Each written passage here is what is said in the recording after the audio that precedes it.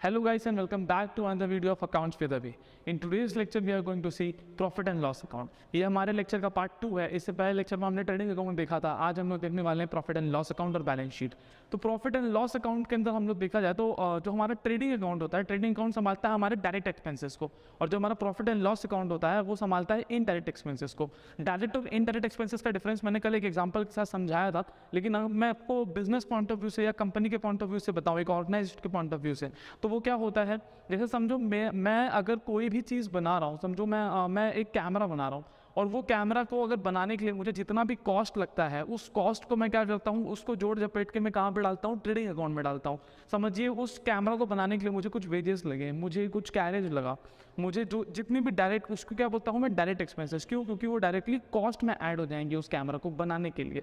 लेकिन अब समझिए उस कैमरा की एक कंपनी है मेरे पास, उस कंपनी को मैंने एक रूम रेंट पे खरीद लिया और मैंने एक अपना ऑफिस बनाया। एक ऑफिस के अंदर मैंने सामने डेस्क डाल के एक रिसेप्शनिस्ट को रखा हुआ है। वो जो रिसेप्शन पे बैठी हुई है वो मेरा कैमरा बना नहीं रही है, यानी कि वो उसको सैलरी देना मेरे कॉस्ट पे कोई भी इफेक्ट नहीं दिलाता है।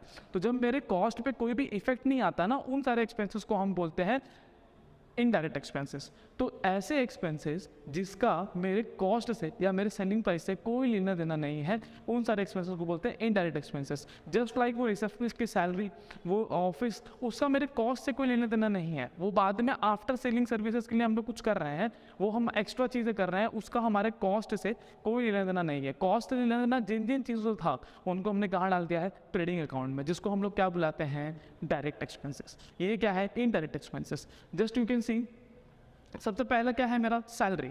तो सैलरी जब मैं किसी को देता हूँ, जो मैंने सैलरी, देखो बहुत सिंपल है, सैलरी मिलती है वाइट कॉलर्स वालों को और वेजेस मिलते हैं ब्लू कॉलर्स। ब्लू कॉलर्स उनको बोलते हैं जो वर्कर्स होते हैं। जब वर्कर हमारे फैक्ट्री में काम करता है, हमारे यहाँ पे हमारे गोडाउन में काम करता है, और फिर हम उसको क्या देते हैं, वेजेस देते हैं, तो वो हमारे कॉस्ट पे इफेक्ट दिलाता है। उस वर्कर का जो मैंने पैसा दिया है, जो मैंने सैलरी दी है, वो कॉस्ट पे इफेक्ट दिला रहा है, तो उसको हम लोग क्या बोलते हैं, वो डायरेक्ट एक्सपेंस है। लेकिन जो सैलरी है, जैसे वो रिसेप्शनिस्ट जो मैंने अभी रखी थी अपने पास, उसको जो मैं सैलरी दे रहा हूँ वो मेरे कॉस्ट पे इफेक्ट नहीं दिला रही है, वो मेरे गुड्स को बनाने के लिए कुछ भी नहीं कर रही है। ओके, तो उसको क्या बोलते हैं हम लोग, उसको हम लोग बोलते हैं इनडायरेक्ट एक्सपेंसेस। तो इसलिए इनडायरेक्ट एक्सपेंसेस के अंदर सबसे पहली चीज़ क्या दिखी मुझे, सैलरी दिखी, फिर रेंट दिखा, टैक्सेस दिखा। देखिए टैक्सेस का मेरे इस पे, जैसे अगर आप दुकान पे जाते हैं कोई भी सामान खरीदने के लिए, समझिए आपने कुछ साड़ी खरीदनी, कोई शर्ट खरीदनी, या कुछ भी खरीदने, कोई कपड़े खरीद लिए, उस कपड़े को जब आप खरीदते हो तो हमेशा क्या दिखाता है, प्लस जीएसटी। आपका 500 का शर्ट है और प्लस जीएसटी। तो ये जो प्लस जीएसटी है, मतलब क्या, कॉस्ट में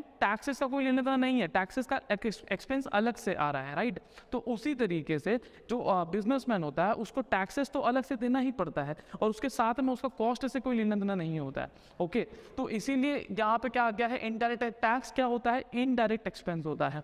फिर आते हैं हम लोग डिस्काउंट। जब मैं किसी को डिस्काउंट देता हूँ तो उसका कॉस्ट से कोई लेना देना नहीं है, लेकिन मैं किसी के, जब मैं डिस्काउंट कर रहा हूँ तो मेरा एक्सपेंस हो रहा है, मेरा लॉस हो रहा है। ओ, इससे मुझे याद आया कि मैंने आपको एक छोटा सा डिटेल देना भूल गया, जो मैंने लास्ट वीडियो में दिया था, लेकिन जस्ट फॉर रिमाइंडर, कि मेरा प्रॉफिट एंड लॉस अकाउंट भी क्या है, मेरा प्रॉफिट एंड लॉस अकाउंट भी नॉमिनल अकाउंट है। और नॉमिनल अकाउंट का रूल क्या होता है, ओ, नॉमिनल अकाउंट का रूल क्या होता है, debit all expenses and losses and credit on income and gains।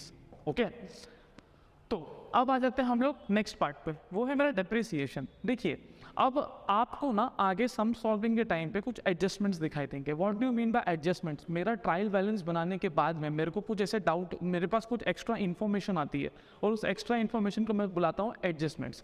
तो जब वो एडजस्टमेंट दिखेंगे हम लोग अभी आज के ही इसके नेक्स्ट वाले वीडियो में आपको समझ दिख जाएंगे। तो अभी जब हम लोग सम सॉल्व करेंगे तो विल गेट टू नो कि वहाँ बोलेंगे उन लोग की मशीन पे डेप्रिसिएशन चार्ज कर दो 10%, या अभी हमने आप ही के कुछ चैप्टर नंबर 7 में डेप्रिसिएशन सॉल्व करा है, राइट। डेप्रिसिएशन क्या होता है, डेप्रिसिएशन लॉस है। मेरे पास एक एसेट है, मेरे पास एक कंपनी है, सॉरी नॉट कंपनी, मेरे पास एक एसेट है, और वो एसेट समझ लीजिए 10,000 रुपये का है। समझिए मेरे पास एक कैमरा है, वो कैमरा क्या है, मेरा एसेट है। अब वो कैमरा जो मेरा एसेट है वो 10,000 रुपये का, लेकिन मैंने क्या उसको ओवर द ईयर यूज़ किया है। जब मैं उसको पूरा साल यूज़ कर लेता हूँ तो वो कहीं थोड़ा बहुत पुराना हो जाता है, और उसी 10,000 के कैमरा को जब मैं मार्केट में बेचने के लिए जाऊँगा ना, तो वो मुझे सिर्फ और सिर्फ 6,000 रुपये का मिलेगा। क्यों? वो 4,000 रुपये डिप्रिसिएशन लग गए ना। पहले तो वो थोड़ा आउटडेटेड हो गया, उसमें थोड़ा स्क्रैचेस आ गए थे, फिर थोड़ा सा वो पुराना हो गया यूजेज में, राइट। तो इसको क्या बोलते हैं, डेप्रिसिएशन बोलते हैं। डेप्रिसिएशन हमेशा हमारे लिए क्या होता है, लॉस होता है। तो ऐसे ही जब मैं बिजनेस में जाऊँगा तो मेरे पास मशीन्स होंगी, मेरे पास लैंड होगा, मेरे पास बिल्डिंग होगा, और मैं उस पर भी क्या चार्ज करूँगा, डेप्रिसिएशन चार्ज करूँगा, क्योंकि ओवर द ईयर्स उसकी वैल्यू गिरेगी। जब उसकी वैल्यू गिरेगी तो हमेशा क्या होगा, मुझे लॉस होगा, मुझे हर साल लॉस होगा। और उस लॉस को हम लोग कहाँ ट्रीट करते हैं, प्रॉफिट एंड लॉस अकाउंट में। क्यों प्रॉफिट एंड लॉस अकाउंट में? इसका कॉस्ट से कोई लेना नहीं है, लेकिन ये एक लॉस हम जो है हमारे ऑर्गेनाइजेशन में होता रहता है डे टू डे। इसमें हर साल हमें डेप्रिसिएशन मिलता है, तो उसको हम लोग क्या चार्ज करते हैं, इनडायरेक्ट एक्सपेंस करके चार्ज करते हैं। ओके तो लैंड एंड बिल्डिंग का डेप्रिसिएशन, मशीनरी का डेप्रिसिएशन, अभी से आप इतना समझिए कि डेप्रिसिएशन एक लॉस है और इसके वजह से वो प्रॉफिट एंड लॉस में दिखता है। फिर जब हम लोग सम सॉल्व करेंगे you will get totally clarity कि कैसे होता है कैसे नहीं होता है। आ जाते हैं हम लोग बैड डेट पे। बैड डेट मेरे लिए बहुत इंपॉर्टेंट टॉपिक है, तो ये जो बैड डेट वाला टॉपिक है I will explain you in a bit detail form. तो अभी के लिए इसको छोड़ते हैं। अब आ जाते हैं नेक्स्ट क्या है, लॉस बाय फायर। फिर क्या आता है, कमीशन। मैंने किसको कमीशन दे दी, ये क्या है, मेरा एक्सपेंस है। एक्सपेंस है तो पीएनएल के डेबिट में आ रहा है। Okay and reason you guys know, because ये क्या है, नॉमिनल अकाउंट है, और नॉमिनल अकाउंट का रूल क्या है, debit all expenses and losses. Got to know. तो लॉस बाय फायर अगर आप लोग को थोड़ा याद होगा तो हम लोग ट्रेडिंग अकाउंट में क्रेडिट साइड में लिखते थे कि goods lost by fire, goods lost by theft. तो वो तो गुड्स का हिसाब रख रहा था कि हाँ यार ये तो गुड्स कम हो गए, तो उसको ओपनिंग में से माइनस करना पड़ेगा। इसके वजह से हम लोग उसको ओपनिंग स्टॉक के अपोजिट में लिखते थे, क्रेडिट साइड में लिखते थे। तो in the same manner, but वो जो लॉस तो हुआ है ना, और वो लॉस कहाँ पे आएगा, वो लॉस पीएनएल में आएगा, लॉस बाय फायर या लॉस बाय थेफ्ट। अभी सिर्फ मैं आपको टर्म्स के डिटेल समझा रहा हूँ। नेक्स्ट सम में you will get a clear view कि एक्चुअली हो क्या रहा है और कैसे कैसे होगा, वो हम लोग स्टेप बाय स्टेप कर लेंगे। अभी सिर्फ आप सम का ओवरव्यू देखिए कि डेप्रिसिएशन अगर पीएनएल में आता है तो क्यों आता है, बिकॉज कल को जब मैं सम सॉल्व करूंगा तो मैं इतना डेप्थ में नहीं सिखा पाऊंगा आप लोगों को, राइट। तो डेप्रिसिएशन अगर डेबिट में आता है तो डेप्रिसिएशन डेबिट में क्यों आता है, बैड डेट डेबिट में क्या कर रहा है, लॉस बाय फायर डेबिट में क्या कर रहा है। तो ये सारे मेरे लॉसेस हैं और ये कहाँ से क्रिएट हो रहे हैं, इनके एक दो इफेक्ट आते हैं, इसलिए मैंने आपको बताया। ये स्पेशल चीज़ें मैं आपको एक्सप्लेन करने की कोशिश कर रहा हूँ। क्रेडिट साइड में मेरे को सारे इनकम्स एंड गेन्स दिखते हैं। तो क्रेडिट साइड में मुझे रेंट रिसीव हुआ है, समझो मेरा लैंड था, लैंड मेरा एसेट होता है, मैंने किसी को उसको रेंट पे दे दिया, तो वहाँ से मुझे 10,000 15,000 भाड़ा आ रहा है, तो वो मेरा इनकम है, तो इनकम किधर जाएगा। अब इस इनकम का मेरे कॉस्ट से कोई लेना देना नहीं है, या मेरे सेलिंग प्राइस से कोई लेना देना नहीं है, तो ये ट्रेडिंग में तो जा नहीं सकता। तो ये क्या है, इनडायरेक्ट इनकम है। और इनडायरेक्ट इनकम कहाँ दिखती है, वो दिखती है प्रॉफिट एंड लॉस के क्रेडिट साइड में। तो मैंने रेंट रिसीव दिखा दिया, कमीशन जो मुझे मिला वो भी दिखा दिया। फिर इनका interest on investment. Interest on investment जब हम लोग इन्वेस्ट करते हैं, what do guys mean by investment. समझिए मैंने किसी को लोन दे दिया, मेरा एक फ्रेंड है उसको लोन चाहिए था, मैंने बोला कि मैं तेरे से 10% इंटरेस्ट लूंगा। अब मैंने उसको लोन दिया 10,000, वो मुझे लौटाएगा 10,000 और उसके साथ साथ उस पर 10% और पैसा मुझे लौटाएगा। तो वो जो 10% और 10,000 का 10% इज व्हाट, 1,000। तो वो जो 1,000 मुझे इंटरेस्ट दे रहा है ना, वो that interest is my income. तो वो यहाँ पे उस इंटरेस्ट की बात कर रहे हैं। फिर मिसलेनियस इनकम, और कहीं से कुछ इनकम हो गई, डिस्काउंट मुझे मिला तो मेरे लिए क्या हो गया, गेन हो गया है। वो इनकम नहीं है, वो मेरा गेन है। तो वो भी कहाँ पे दिख रहा है, मुझे क्रेडिट साइड में दिख रहा है। और फिर मुझे या तो नेट प्रॉफिट मिलेगा या तो नेट लॉस मिलेगा। अब जो मैंने आपको बोला, पहला क्या बोला मैंने आपको, डेप्रिसिएशन का दो इफेक्ट आता है। एक कहाँ पे, एसेट में से, बैलेंस शीट के एसेट में से वो लेस होता है। दूसरा इफेक्ट वो हमारे लिए लॉस है, और क्योंकि वो हमारे लिए लॉस है तो वो पीएनएल के डेबिट में दिखता है। अब आ जाते हैं हम लोग बैड डेट्स। क्या है बैड डेट्स और कैसे होते हैं बैड डेट्स। तो पहली बात तो बैड डेट। बैड डेट मतलब एक ऐसा पैसा जो मुझे अब मिलने ही नहीं वाला है। सामने वाले ने मुझे साफ बोल दिया कि भाई मैं तुझे पैसा नहीं दे सकता हूँ, एंड ओवर द ईयर्स वो मुझे पैसा नहीं दे रहा है। तो अभी क्या हो गया, बैड डेट हो गया। तो इसको मैं क्या बुलाता हूँ कि भाई ये बैड डेट है, ये मेरा पैसा मिलने नहीं वाला है, तो ये ऑब्वियसली मेरा लॉस है। तो ठीक है, अब समझो साल के शुरुआत में यानी कि 1/4/2022 को आई सेड कि मेरे को अश्विन पैसा देने वाला है, लेकिन अश्विन ने तो मुझे पैसा दिया ही नहीं। तो जब उसने मुझे साल के ख़त्म होने पे पैसा नहीं दिया तो मैं क्या बोलूँगा, यार ये पैसा तो क्या हो गया, बैड डेट हो गया, यार ये पैसा तो मिलेगा ही नहीं। तो जब ये पैसा मिलेगा ही नहीं और ये पैसा बैड डेट हो गया तो मैं क्या दिखाऊंगा कि ये मेरा लॉस हो चुका है। और लॉस को हम लोग कहाँ दिखाते हैं, प्रॉफिट एंड लॉस के डेबिट साइड में। तो बैड डेट कहाँ आता है, यहाँ पे। अब इसके नीचे बहुत सारे ऐड लेस दिख रहे हैं, बच्चे अक्सर कंफ्यूज जाते हैं। मैं कहूँगा कि आप लोग इसको देखो ही मत, ठीक है। आपका एक एडजस्टमेंट है और बहुत इंपॉर्टेंट एडजस्टमेंट है। वो एडजस्टमेंट क्या है, डेटर्स के ऊपर। चलो अब आप लोग इस सब को भूल जाओ और मेरे साथ इस एग्जाम्पल में हो। चलो हम मान लेते हैं कि मेरे पास बहुत सारे डेटर्स हैं, ठीक है। मेरे एक डेटर का नाम है अश्विन, एक का नाम है शुभम, एक का नाम है अभी। मेरे 3 डेटर्स हैं। पहले वाले डेटर से मुझे लेने हैं 20,000 रुपये, दूसरे वाले डेटर से मुझे लेने हैं 15,000 रुपये और तीसरे वाले डेटर से मुझे लेने हैं 10,000 रुपये। तो मेरे टोटल डेटर्स कितने के हो गए, कैलकुलेट करके देखिए। 15, this will become 5, this will become 4, 45,000 के मेरे टोटल डेटर्स हो गए। मेरे टोटल डेटर्स हो गए कितने के, 45 के। ओके, अब जब मेरे 45 के टोटल डेटर्स हो गए तो समझो एक दिन क्या हुआ, अब साल का एंड आ रहा है, आप सबको फ़ोन कर रहे हो कि चल भाई पैसा दे यार, अब तुमने साल भर से पैसे फंसा रखे, पैसा दे मुझे, ठीक है। अब क्या हुआ, सबसे पहले फ़ोन उठाया अश्विन ने। अश्विन उस साहब बोला कि देख पैसा दूंगा नहीं, समझ में आया, और ज़्यादा बजेगा ना तो गुंडे उंडे बुला के पिटवा दूंगा, समझ में आया। तो तुम डायरेक्टली भाई पीछे हो गए, मेरे को तो नहीं चाहिए भाई पैसा, तुम लोगों को चाहिए जाके ले लो अश्विन से। मैंने बोला ये बैड डेट है। मैंने साहब बोला भाई ये क्या है, ये बैड डेट है। तो मैंने इसको पहले ही घोषित कर दिया साल के एंड में। मुझे पैसा कितना मिलना चाहिए था गाइस, मुझे पैसा मिलना चाहिए था 45,000, ये मुझे मिलना चाहिए था, राइट। लेकिन मिला क्या, नहीं ना बाबा, क्योंकि अश्विन ने तो 20,000 देने से मना कर दिए। वो क्या हो गया, बैड डेट हो गया। मैंने बोला यार ये बैड डेट हो चुका है, ये तो मिलेगा ही नहीं, तो ये बैड डेट होगा। तो इसको मैंने लिख दिया बैड डेट। मुझे एक बात बताओ, 45,000 में से मुझे ये पैसा मिलने वाला है क्या, नहीं। तो मैं क्या करूँगा, अब मुझे कितना मिलने वाला है, 45,000 माइनस 20,000 है। 45,000 माइनस 20,000, 25,000, करेक्ट है क्या। 40 मिलने थे, अश्विन ने मना कर दिया। 45 मिलने थे, अश्विन ने मना कर दिया, उसने धमकी दी थी गुंडे उंडे बुला लेगा बॉस। इतना लड़ाई झगड़ा मैं तो करता नहीं हूँ, मैंने तो छोड़ दिया भाई, पैसे ही नहीं चाहिए मुझे, समझ में आया। मुझे मिलने थे 45, लेकिन मेरे को मिले कितने, अभी मुझे कितने मिलने वाले हैं, 25 मिलने वाला है, क्योंकि 20 क्या हो गया, बैक डेट होगा। तो तुमने ऑटोमेटिकली अपने दिमाग में क्या किया, उस 45 में से उस 20,000 को माइनस करके निकाल दिया साइड में, समझ में आया। और अब तुम लोग क्या बोल रहे हो, 25 मिलने वाला है। फिर ना यार मेरे को ना यार शक हुआ, मैं बोला ये जो शुभम है ना यार, इसका मुंह देखा है मैंने और ये मेरे को बंदा कुछ ठीक ही नहीं लग रहा। मतलब ये शक्ल से थोड़ा लगता है चोर चुकेरे टाइप का है ना, ये पैसा लेके भागता होगा, मैंने बहुत सुना लोगों से।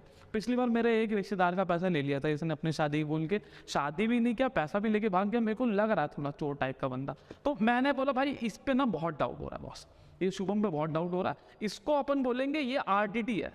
आरडीटी मतलब रिजर्व फॉर डाउटफुल डेट। मेरे को डाउट हो रहा है कि ये डेट बनाएगा, ये अपना पैसा वापस देगा नहीं, मेरे को ना डाउट हो रहा है। तो मैं क्या बनाया इसको, मैं इसको आरडीटी बनाया। तो जब मैं इसको आरडीटी बनाया तो अब तो 25 मिलने वाले थे। अब मैं क्या बोल रहा हूँ कि यार ये शुभम शायद देगा नहीं, तो शुभम का 15 भी निकाल दो इसमें से। मैंने क्या किया, शुभम का 15 भी निकाल दिया इसमें से। कितना बचा, सिर्फ और सिर्फ 10,000। तो ये मैंने क्या किया, देखो एक तो ऑलरेडी बैड डेट हो गया, उसको लेस कर दिया डेटर में से। दूसरा आरडीडी है, तो आरडीडी को भी मैंने लेस कर दिया। क्यों, क्योंकि मैं बोल रहा हूँ भाई मेरे को हार्ट अटैक क्यों आए, मैं आज ही मान के चलता हूँ कि मेरे को ये पैसा मिलेगा ही नहीं। अगर मिल गया तो अच्छा है, नहीं मिला तो मैंने पहले से सोच के रखा था, हार्ट अटैक तो नहीं आएगा ना कम से कम। तो मैंने बोला ठीक है भाई चलेगा। अब मैं क्या असम्पशन मान के चल रहा हूँ कि ये 10,000 मेरे को मिलने वाला है। बाकी जो आरडीडी है और जो बैड डेट है, ये दोनों ही मेरे क्या हैं, लॉस है बेटा, लॉस। और जब लॉस होता है तो हम उसको कहाँ लिखते हैं, प्रॉफिट एंड लॉस के डेबिट साइड में। देखो प्रॉफिट एंड लॉस के डेबिट साइड में लिखा हुआ आरडीडी, बैड डेट। समझ में आया क्या। फिर इसको छोड़ दो, तुम इसको इग्नोर कर दो, इस सम सॉल्विंग के टाइम पे मैं तुमको और डिटेल में बताऊंगा, उसको भी तुम छोड़ दो। तो ये दोनों समझ में आया कि ये दोनों यहाँ पे क्या कर रहे हैं। ओके, अब यहाँ पे ऑलरेडी क्यों बैड डेट दिया है सर, और प्लस ऐड बैड डेट क्यों लिखा हुआ है, ऐड न्यू आरडीडी क्यों लिखा हुआ है। भाई कुछ बैड डेट पिछले साल भी हुए होंगे ना, वो क्लियर तो हुए नहीं है। तो हमको किसी भी बैड डेट को अपने अकाउंटिंग ईयर में एटलीस्ट 4 ईयर तक कैरी फॉरवर्ड करते रहना पड़ता है। एटलीस्ट 4 ईयर तक कैरी फॉरवर्ड करते रहना पड़ता है, उसके बाद हम निकाल सकते हैं। तो ये पिछले साल वाला बैड डेट होगा जो पड़ा हुआ है, ये बैड डेट इस साल हुआ है, और ये RDD मैंने इस साल निकाल के साइड में रखी है कि यार ये तो हो सकता है। तो ये मैंने इनडायरेक्टली आपको 2 इफेक्ट सिखा दिए जो डेटर्स पे लगते हैं। आपको पता है कैसे आएगा, आपको एडजस्टमेंट आएगा कि बैड डेट इतना हुआ है, RDD इतना हुआ है। तो मैं क्या करूँगा, मैं सबसे पहले कहाँ जाऊँगा, डेटर में जाऊँगा, डेटर में से बैड डेट को माइनस कर दूंगा जैसे अभी किया एग्जाम्पल में, फिर क्या करूँगा RDD को माइनस करूँगा जैसे अभी किया एग्जाम्पल में, और फिर उसके बाद में क्या करूँगा, मैं दूसरा इफेक्ट क्या करूँगा, इन्हीं दोनों अमाउंट को, देखो RDD का एक अमाउंट है 15,000 और बैड डेट का अमाउंट है 20,000, तो आऊँगा यहाँ पे, यहाँ लिख दूंगा बैड डेट क्या गया 20,000 और RDD क्या गया कितना लिख दूंगा 15,000। और चलो मान लेते हैं हमारा पहले कोई बैड डेट था ही नहीं, तो टोटल अमाउंट कितना हो गया मुझे 35,000। ठीक है, ये इतना सा कॉन्सेप्ट था जो मुझे अभी आप लोग को बताना था। अब हम लोग बैलेंस शीट एक बार बस फटाफट एक से गो थ्रू करेंगे, और गो थ्रू करने के बाद में हम लोग सीधा सम सॉल्विंग पे आएंगे। ओके, चलो देख रहे हो मेरे को आता है। चलो, बैलेंस शीट के अंदर 2 साइड होता है, एक होता है उसका एसेट साइड, दूसरा होता है उसका लायबिलिटी साइड। हमेशा याद रखना, बैलेंस शीट कोई भी अकाउंट नहीं है, ना वो नॉमिनल है, ना वो रियल है, ना वो पर्सनल है। क्यों? क्योंकि बैलेंस शीट एक स्टेटमेंट है, वो हमको बताता है मेरा फाइनेंशियल पोजीशन, वो मुझे बताता है कि मेरे एसेट कितने हैं और मेरी लायबिलिटी कितनी है। तो बैलेंस शीट कभी भी एक अकाउंट नहीं है, वो क्या है, एक स्टेटमेंट है जो मुझे क्या बताता है, मेरी फाइनेंशियल कंडीशन बताता है कि मेरी लायबिलिटी ज़्यादा होगी या मेरा एसेट ज़्यादा होगा। तो अब मैं आ जाता हूँ सबसे पहले, कैश इन हैंड मेरा एसेट है, मैंने एसेट साइड में लिख दिया, cash at bank asset side में लिख दिया। बिल्स रिसीवेबल, जब बिल्स रिसीवेबल सुनते हो ना, यानी कि बिल्स ऑफ एक्सचेंज आपको अभी नेक्स्ट ईयर में एक चैप्टर है, तो वो चैप्टर जानने से पहले इतना जान लो कि बिल्स रिसीवेबल एक चेक की तरह है। अगर वो चेक आपको मिल रहा है तो आपके लिए वो क्या है, पैसे आने वाले हैं। तो बिल्स रिसीवेबल यानी कि पैसे आने वाले हैं, वो मेरा क्या है, एसेट है। और बिल्स पेएबल यानी कि पैसा मेरे पास से जाने वाला है, और उसको मैं क्या बोलूँगा, और मेरी लायबिलिटी है, सिंपल। तो बिल्स रिसीवेबल एसेट में दिखेगा और बिल्स पेएबल लायबिलिटी में दिखेगा। फिर उसके बाद मैं आ जाता हूँ सन्ड्री डेटर्स। सन्ड्री डेटर्स मेरे क्या होते हैं, ऑफकोर्स जिनसे पैसे लेना है वो मेरा एसेट है, और जिनको पैसे देना है वो मेरे लायबिलिटी, यानी कि कौन, सन्ड्री क्रेडिटर्स। फिर आता है गुडविल। गुडविल का मतलब हम जब ने अपने 11 चैप्टर में 11 स्टैंडर्ड में जाना था, फर्स्ट चैप्टर में, जिसने ढंग से पढ़ा होगा उसको पता होगा। गुडविल बोलते हैं ब्रांड वैल्यू को, ब्रांड वैल्यू को गुडविल बोलते हैं। जैसे कि अगर आज के टाइम में आपको बोलूँ कि अगर आपको शूज़ चाहिए तो आप क्या बोलोगे, नाइकी, एडिडास, है ना। एडिडास से तो बोलोगे नहीं, क्यों? क्योंकि उसमें ब्रांड नहीं है। तो नाइकी के पास क्या है, गुडविल है, और उस गुडविल का अपना प्राइस होता है। आज के टाइम अगर नाइकी बोले कि मैं अपना ब्रांड बेचना चाहता हूँ, तो सिर्फ और सिर्फ उसको अपने ब्रांड के पता नहीं कितने करोड़ रुपए मिल जाएंगे, समझ में आया। उस ब्रांड वैल्यू को क्या बोलते हैं, हम गुडविल बोलते हैं। और ऑफकोर्स वो मेरा एसेट है यार। आज के टाइम पे अगर मेरा नाम सिर्फ बिक रहा है ना, तो वो भी मेरे लिए क्या है, एसेट है। तो क्या हो गया ये, एसेट। फिर आता है फर्नीचर। ऑफकोर्स जो मेरा फर्नीचर रखा हुआ है, जो मशीनरीज रखी हुई है, जो बिल्डिंग जिसके अंदर मैंने अपना पूरा ऑफिस खड़ा करके रखा हुआ है, वो कहाँ पे है, वो मेरा एसेट है, मेरे पास है तो मेरा एसेट है। फिर आता है प्री पेड एक्सपेंसेस, कुछ ऐसे एक्सपेंसेस जो मैंने पहले से ही पे करके रखे हुए हैं। लाइक फॉर एग्जाम्पल मुझे यहाँ का रेंट देना है, अब मैंने रेंट ऑलरेडी 3 महीने का भर के रखा है। 3 महीने तक क्या वो जो ओनर है वो मुझे बाहर नहीं निकालेगा, अनलेस अनटिल मैं कुछ इलीगल काम कर रहा हूँ यहाँ पे, राइट। अब समझो मैं यहाँ पे बैठ के कुछ रोल वोल कर रहा हूँ तो निकाल ही देगा ना मेरे को। लेकिन अगर मैं अच्छे से रह रहा हूँ तो 3 महीने तक मैंने अगर उसको पैसा दे रखा, तो क्या क्या मैंने अपने एक्सपेंसेस को प्री पेड करके रखा हुआ है, उसकी हिम्मत नहीं कि मुझे निकाल सकता। वो क्या है, मेरा एसेट है, वो पैसे मेरे एसेट है। और फिर आउटस्टैंडिंग इनकम, एक ऐसा इनकम जो आना बाकी है। मैं रोज फोन करके बोल रहा हूँ कि भाई मेरे पैसे दे दे, मेरे पैसे दे दे, मैं तेरे यहाँ काम करके गया हूँ, मेरी सैलरी दे दे। वो क्या बोल रहा हूँ मैं, वो आउटस्टैंडिंग इनकम है, एक ऐसा इनकम जो मेरे पास आया नहीं है, लेकिन आएगा ना, जब तक आ नहीं रहा तब तक वो मेरा क्या है, एसेट है। समझ में आया। और क्लोजिंग स्टॉक, यार जब तुम साल के एंड में दुकान बंद करोगे तो जितना भी सामान रखा है, जितना भी स्टॉक तुम्हारे पास रखा हुआ है, समझो तुम्हारा कोई भी बिजनेस है, तुम्हारा शर्ट का बिजनेस है, तुम्हारा कैमरे का बिजनेस है, तुम्हारा मार्कर्स का बिजनेस है, तुम्हारा स्टेशनरी है, जब तुम बंद करोगे जितनी भी सामान अंदर रखी हुई है वो क्या है, तुम्हारी एसेट्स हैं। तो ये क्या हो गई, क्लोजिंग स्टॉक। ये सब था एसेट साइड। लाइबिलिटी में आ जाओ, कैपिटल लाइबिलिटी है, कैपिटल लाइबिलिटी है। तो कैपिटल लाइबिलिटी कैसे है, मुझे एक बात बताओ, मैं पूरी बैलेंस शीट किसके पॉइंट ऑफ व्यू से बनाता हूँ, प्रोप्राइटर के पॉइंट ऑफ व्यू से बनाता हूँ या बिजनेसमैन के पॉइंट ऑफ व्यू से बनाता हूँ, सॉरी बिजनेस के पॉइंट ऑफ व्यू से बनाता हूँ। तो मैं बनाता हूँ बिजनेस के पॉइंट ऑफ व्यू से, ना कि प्रोप्राइटर के पॉइंट ऑफ व्यू से। तो जब बिजनेस होता है ना, उसको पैसे मिलते हैं, कौन देता है, उसको प्रोप्राइटर पैसे देता है, और प्रोप्राइटर पैसे डाल के क्या बोलता है, अब तुम बिजनेस कर लो। उसी पैसे को हम लोग क्या बोलते हैं, कैपिटल। What is capital? जब प्रोप्राइटर अपना पर्सनल पैसा कहीं से लेके आता है बिजनेस चलाने के लिए, उसको हम लोग बोलते हैं कैपिटल। तो बिजनेस के पास ना हमेशा कैपिटल एक लाइबिलिटी है कि जब प्रोप्राइटर क्या करेगा, प्रोप्राइटर जब भी आएगा तो बिजनेस में से वो पैसे निकाल के लेके, जब बिजनेस बंद होगा ना तो वो पैसे निकाल के लेके चले जाएगा मेरे पास से। समझ में आया आपको? तो इसलिए वो हमेशा मेरे लिए क्या होती है, एक लाइबिलिटी होती है यार, क्योंकि प्रोप्राइटर को पैसा देना है। अक्सर बच्चे क्या कंफ्यूजन में आ जाते हैं, उन लोग सोचते हैं हम प्रोप्राइटर के पॉइंट ऑफ व्यू से बना रहे हैं, नहीं, हम बिजनेस के पॉइंट ऑफ व्यू से बना रहे हैं। समझ में आया? उसमें हम लोग क्या करते हैं, ऐड नेट प्रॉफिट। उसके अंदर हम लोग नेट प्रॉफिट ऐड करते हैं, जो भी मेरा प्रॉफिट होगा वो कैपिटल के अंदर ऐड हो जाएगा।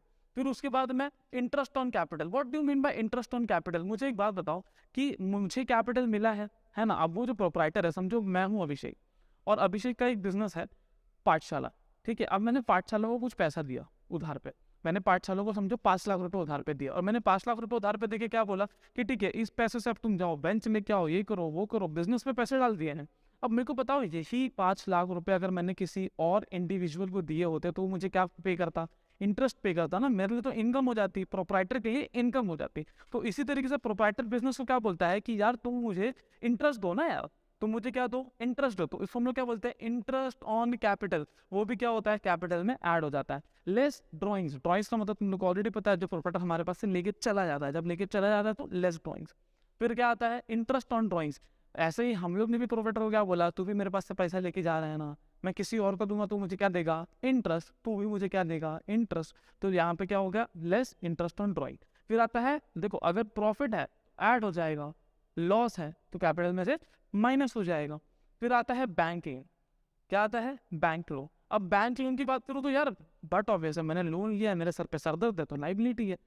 Bank overdraft. बैंक ओवरड्राफ्ट किसको बोलते हैं, बैंक ओवरड्राफ्ट सिर्फ और सिर्फ बिजनेस को मिलता है। बिजनेस का जो बैंक होता है ना, समझो उसके अंदर से अगर 5,000 रुपए है और चेक आ गया है 6,000 रुपए का, तो अगर आपके पास एक करेंट अकाउंट है, यानी कि बिजनेस का अकाउंट है, तो उसमें क्या होगा, वो 6,000 का चेक पास हो जाएगा। अब यूजुअली तो बाउंस हो जाता है, यहाँ पास नहीं होगा क्योंकि बैंक ने आपको ओवरड्राफ्ट दे दिया 1,000 रुपए का। समझ में आया?